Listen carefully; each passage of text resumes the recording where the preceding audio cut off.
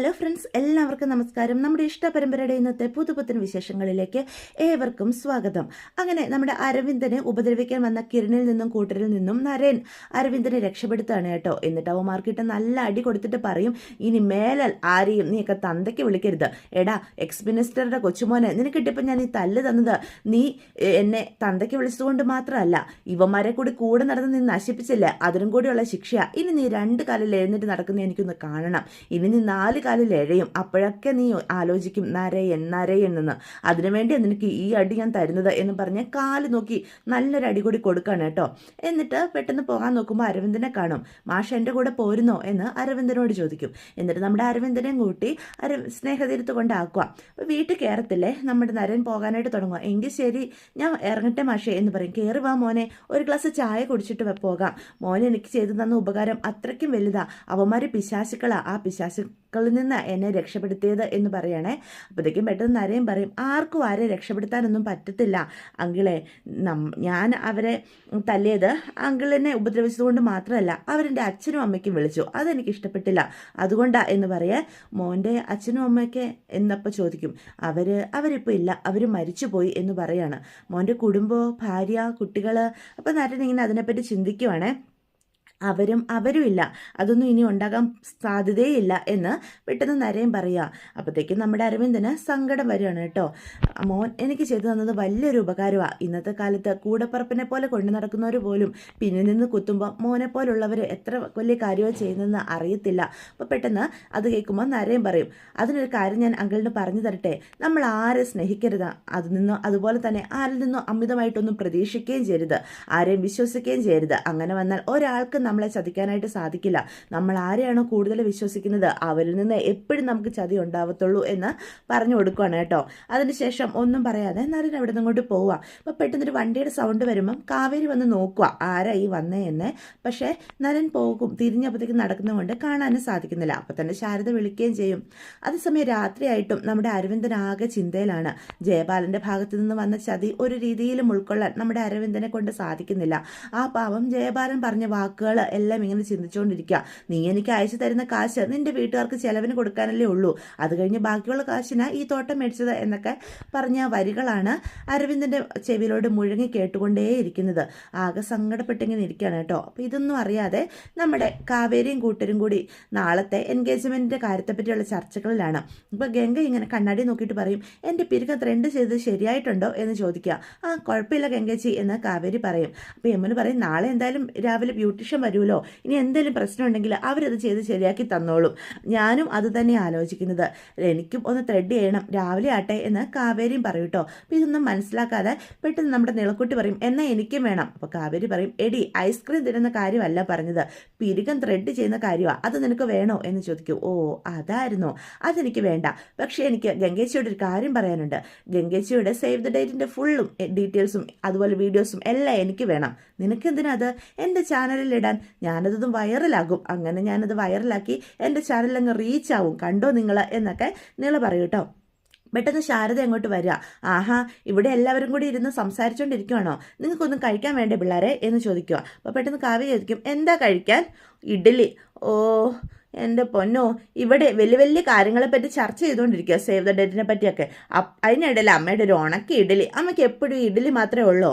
ഓഹോ അങ്ങനെ എന്ന് ശാരദ പറയും. തൽക്കാലം ഇതുകൊണ്ടൊക്കെ എൻ്റെ മക്കളങ്ങ് തൃപ്തിപ്പെടുക. ഇവളെ പോലെ കല്യാണം കഴിഞ്ഞ് പോണ വീട്ടിലെ ബിരിയാണിയോ ഫ്രൈഡ് റൈസോ എന്ത് വേണേലും ഉണ്ടാക്കി കഴിച്ചോ, ഇവിടെ ഈ പാവം അമ്മയുടെ ഇഡ്ഡലിയും ദോശയും ഒക്കെ തൽക്കാലം ഉള്ളേ എന്ന് പറയാണ്. അപ്പോൾ അരവിന്ദൻ അകത്തേക്ക് കയറി വരികയാണ് കേട്ടോ. അപ്പോൾ ശാരദ ചോദിക്കും, ആ അരവിന്ദേട്ടാ. അപ്പോൾ പെട്ടെന്നാണെങ്കിൽ നമ്മുടെ അരവിന്ദൻ അങ്ങോട്ട് വീണു പോവുക. അപ്പം മക്കളെല്ലാവരും കൂടി ഓടി ചെല്ലുക. അരവിന്ദേട്ടാ, അയ്യോ അരവിന്ദേട്ടാ, ഇത് എന്നാ പറ്റിയത്? അരവിന്ദേട്ടാ, എന്താ അച്ഛാ എന്ന് പറഞ്ഞ് മക്കളെല്ലാം ചുറ്റും കൂടുക. എന്താ അച്ഛാ, അച്ഛൻ എന്താ പറ്റിയത് എന്ന് അരവിന്ദൻ കണ്ണു തുറക്കും കേട്ടോ. അപ്പോഴേ എല്ലാവർക്കും ഒന്ന് സമാധാനമാവുന്നത്. അരവിന്ദനെ പിടിച്ചെഴുന്നേപ്പിച്ചുകൊണ്ട് ഡൈനിങ് ടേബിളിൻ്റെ അടുത്തുകൊണ്ടേ ഇരുത്തും. എനിക്ക് ഒരു കുഴപ്പമില്ല മക്കളെ, നിങ്ങൾ ടെൻഷൻ അടിക്കേണ്ട, ശാരദയെ കഴിക്കാനുള്ളത് എടുക്കുക എന്ന് പറയുവാണേ. അപ്പോൾ എല്ലാം എടുത്തുകൊണ്ട് ശാരദ വരികയാണ്. എന്ത് പറ്റി അച്ഛാ, അച്ഛന് പനിയാണോ എന്ന് നിള ചോദിക്കും. അപ്പോൾ യമുന പറയും, ആർക്കെങ്കിലും വയ്യായിക വന്നാൽ അവർക്കെല്ലാം പനിയാണെന്ന് നിളയുടെ വിചാരം എന്ന് പറയൂ കേട്ടോ. അപ്പോൾ പെട്ടെന്ന് അരവിന്ദൻ പറയും, അച്ഛന് ഒരു കുഴപ്പമില്ലടാ, അച്ഛൻ ചുമ്മാ നാളെ ചേച്ചിയുടെ എൻഗേജ്മെൻ്റ് അല്ലേ, അതിനെപ്പറ്റിയൊക്കെ ചിന്തിച്ചുകൊണ്ടിരുന്നതാ. അപ്പോൾ ശാരദ വന്ന് ചോദിക്കും, ചോദിക്കും, ചെറുക്കൻ വീട്ടിൽ എന്തെങ്കിലും പ്രശ്നമുണ്ടോ അരവിന്ദേട്ട? ഏയ്, അവിടെ എങ്ങും ഒരു പ്രശ്നമില്ല, എല്ലാ കാര്യങ്ങളും നന്നായിട്ടാണ് മുന്നോട്ട് പോകുന്നത്. പിന്നെ എന്താ, എനിക്ക് മനസ്സിലാവുന്നുണ്ട് അരവിന്ദേട്ടൻ്റെ ടെൻഷൻ എന്താണെന്ന്. ഗംഗയുടെ കല്യാണം പെട്ടെന്ന് നടക്കുമല്ലേ, അതേപ്പറ്റി ഓർത്തിട്ടല്ലേ, അവൾ നമ്മളെയൊക്കെ വിട്ട് പോവാണെന്ന് കരുതിയിട്ടല്ലേ അരവിന്ദേട്ടൻ ഈ ടെൻഷൻ എന്ന് ചോദിക്കുകയാണേ. അപ്പോൾ യമുന പറയും, അച്ഛൻ്റെ ടെൻഷനും അത് തന്നെയാണെന്ന് എനിക്ക് മനസ്സിലായി. ഇപ്പം ഇവളുടെ വക ഒരു കരച്ചിൽ കഴിഞ്ഞിട്ടേ ഉള്ളൂ. ആണോ, അച്ഛൻ്റെ നിളക്കുട്ടി കരഞ്ഞോ എന്ന് നിളയോട് ചോദിക്കും. അതച്ഛാ, എനിക്ക് സങ്കടം വന്നിട്ടാ. ഗംഗ ചേച്ചി എല്ലാവരും ഉപേക്ഷിച്ച് കല്യാണം കഴിഞ്ഞ് പോവല്ലേ, നമുക്ക് പിന്നെ എപ്പോഴും ഗംഗ ചേച്ചിനെ കാണാനൊന്നും പറ്റില്ലല്ലോ, അതോർത്തപ്പോൾ എനിക്ക് സങ്കടം വന്നു. അപ്പം അച്ഛൻ പറയും, എന്നാണെങ്കിലും നമ്മൾ പിരിയേണ്ട ആൾക്കാരല്ലേ. അപ്പം അച്ഛൻ തോട്ടത്തിൽ വെച്ച് പറയുന്നതൊക്കെ മറന്നോ? എങ്ങോട്ട് പോയാലും തോട്ടത്തിലെ വീട്ടിൽ നമ്മളെല്ലാം ഒത്തുകൂടണമെന്നൊക്കെ അച്ഛൻ പറഞ്ഞത് മറന്നോ എന്ന് കാവേരി ചോദിക്കും. അച്ഛൻ അങ്ങനെയൊക്കെ പറയും, നോക്കിക്കോ. കല്യാണം കഴിഞ്ഞാൽ ഈ ഗംഗയെക്കാളും കൂടുതൽ കരഞ്ഞ് നിലവിളിക്കാൻ പോകുന്നതേ ഈ അച്ഛനായിരിക്കും. അത് കണ്ട് പുഷ്പവാടിയിലുള്ള എല്ലാവരും കരയും, പുഷ്പവാടി മൊത്തവും കരയും. അതാണ് സംഭവിക്കാൻ പോകുന്നത്, അല്ലാതെ മറ്റൊന്നും അല്ല. അപ്പം ഗംഗ പറയും, ഇങ്ങനെയാണെങ്കിൽ ഞാൻ കല്യാണം വേണ്ടാന്ന് വെക്കാച്ചാ, നിങ്ങളെ ആരും പിരിഞ്ഞ് എനിക്ക് പോകാനും ഇഷ്ടമല്ല. അപ്പോഴത്തേക്കും കാവേരി പറയും, കണ്ടില്ലേ അച്ഛാ, നല്ല ശമ്പളമുള്ള ചെറുക്കനെ വേണം, സുഖമായിട്ട് ജീവിക്കാനുള്ള ചുറ്റുപാട് വേണം, അത് വേണം ഇത് വേണം എന്നൊക്കെ പറഞ്ഞിട്ട് ഇപ്പം പറയാ കല്യാണം വേണ്ടാന്ന് വെക്കാന്ന്.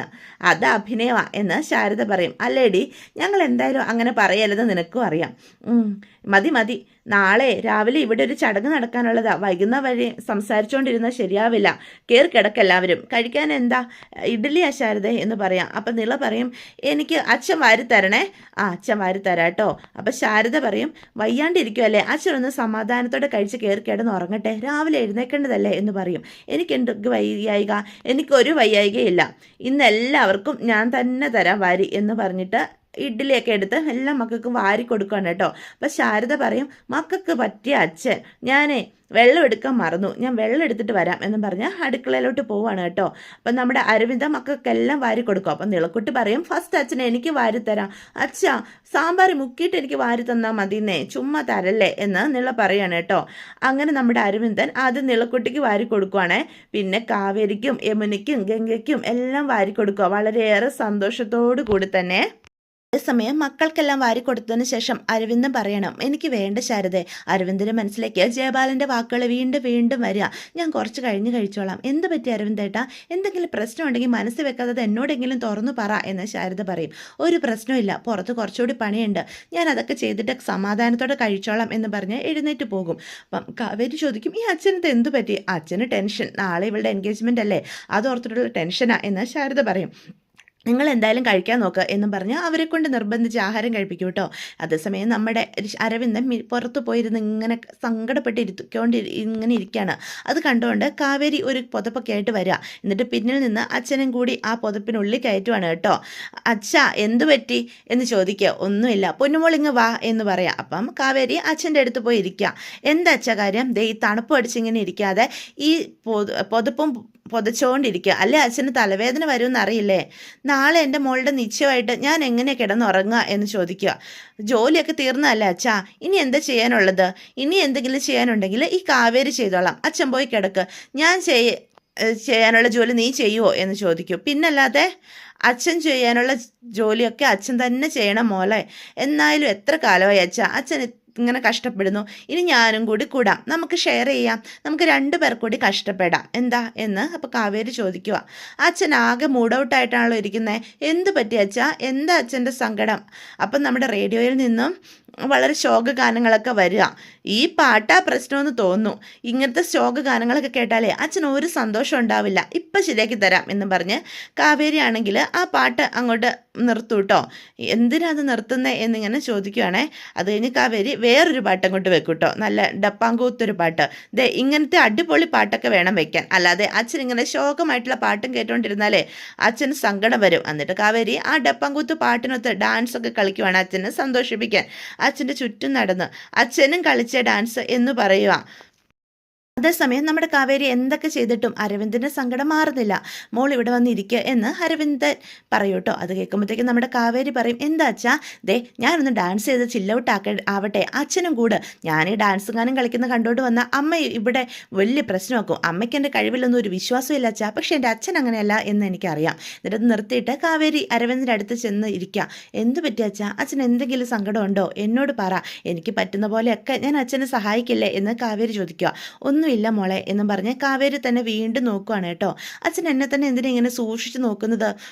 എനിക്ക് മനസ്സിലായി, ഇത്ര young smart brilliant and energetic ആയിട്ടുള്ളൊരു മോള് അച്ഛനുണ്ടല്ലോ എന്നുള്ള രീതിയിലല്ലേ അച്ഛൻ നോക്കുന്നത്. അച്ഛന് അഭിമാനമാണെന്ന് എനിക്കറിയാം, പക്ഷേ ഇവിടെ ചിലർക്ക് എന്നെപ്പറ്റി തീരെ വിലയില്ല.